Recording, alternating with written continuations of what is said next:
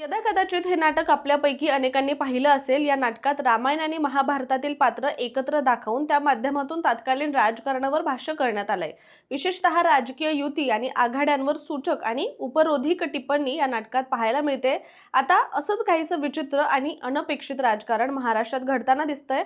जी गोष्ट देशपातळीवर अशक्य वाटते तीच गोष्ट राज्याच्या राजकारणात मात्र प्रत्यक्षात येणार आहे.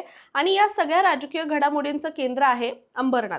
चला तर व्हिडिओच्या माध्यमातून अंबरनाथमध्ये नेमकं काय घडणार आहे, याचा राज्याच्या राजकारणावर काय परिणाम होणार आहे आणि याआधी कधी अशी घटना घडली आहे का, या सगळ्या प्रश्नांची उत्तरच व्हिडिओच्या माध्यमातून घेऊया. नमस्कार, मी रामेश्वरी आणि तुम्ही पाहताय कट टू कट. नगर परिषद निवडणुका होऊन जवळपास 1 महिना झालाय. मात्र आता अशी एक गोष्ट समोर येते जी ऐकून तुम्हालाही धक्का बसेल. तर ती गोष्ट अशी आहे की अंबरनाथ नगर परिषदेत आता थेट भाजप आणि काँग्रेसची युती झाली आहे. ज्या दोन पक्षांमध्ये देशभरात आणि राज्यभरात तीव्र राजकीय संघर्ष पाहायला मिळतो, तेच पक्ष आता स्थानिक पातळीवर मात्र एकत्र आल्याने अनेकांच्या भुवया उंचावल्यात. खरं तर या नगर परिषद निवडणुका आधीच चित्रविचित्र आणि अनपेक्षित आघाड्यांमुळे चांगल्याच गाजल्या होत्या. मात्र अंबरनाथमध्ये झालेली भाजप आणि काँग्रेसची युती ही तर कल्पनेपलीकडची घटना मानली जाते. पण हे नेमकं सगळं कसं घडलं, या युतीमागचं कारण काय आणि याचा स्थानिक आणि तसेच राज्याच्या राजकारणावर काय परिणाम होणार आहे, यावर एकदा नजर टाकूया. तर अंबरनाथ नगर परिषदेत भाजपच्या तेजश्री करंजुले या नगराध्यक्षपदी निवडून आल्या आहेत. मात्र निवडणुकीत सर्वाधिक नगरसेवक शिवसेना शिंदे गटाचे निवडून आले होते. शिंदे गटाला एकूण 23 जागा मिळाल्या होत्या. पण आता चित्र पूर्ण बदललंय. भाजपचे 16, काँग्रेसचे 12 आणि राष्ट्रवादीचे 4 असे एकूण 32 नगरसेवक एकत्र येत भाजप सत्ता स्थापन करणारे.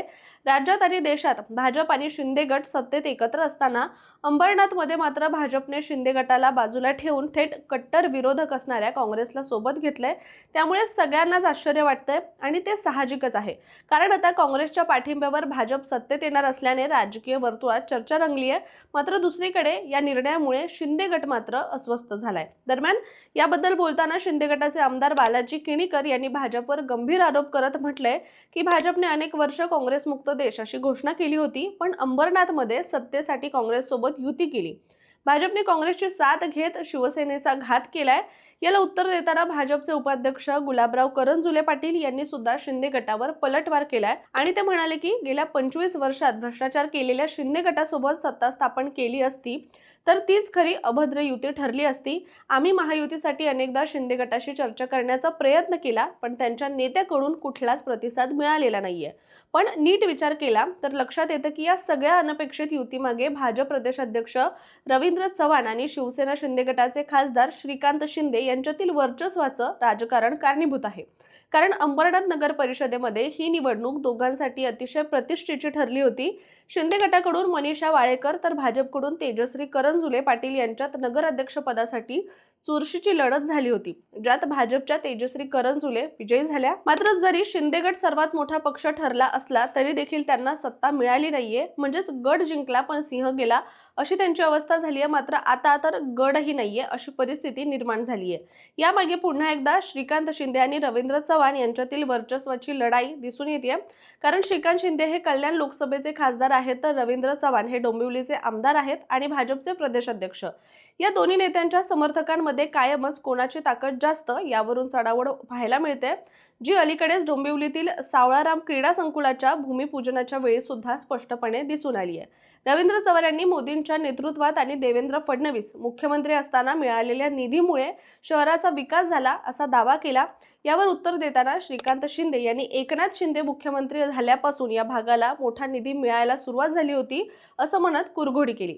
जून 2023 मध्ये श्रीकांत शिंदे यांनी थेट राजीनाम्याचा सुद्धा इशारा दिला होता. यावेळी ते म्हणाले होते की भाजप शिवसेना युती टिकवणं हेच आमचं ध्येय आहे, पण जर कुणी युतीत विघ्न आणत असेल तर मी माझ्या पदाचा राजीनामा द्यायला तयार आहे. आणि त्याच वेळी त्यांनी डोंबिवलीतील काही नेत्यांवर युतीत मिठाचा खडा टाकण्याचा आरोप सुद्धा केला होता. दरम्यान एका कार्यक्रमात भाषण करताना श्रीकांत शिंदे यांनी सुरुवातीला व्यासपीठावरील सर्व नेत्यांची नावं घेतली, पण चुकून रवींद्र चव्हाण यांचं नाव राहून गेलं.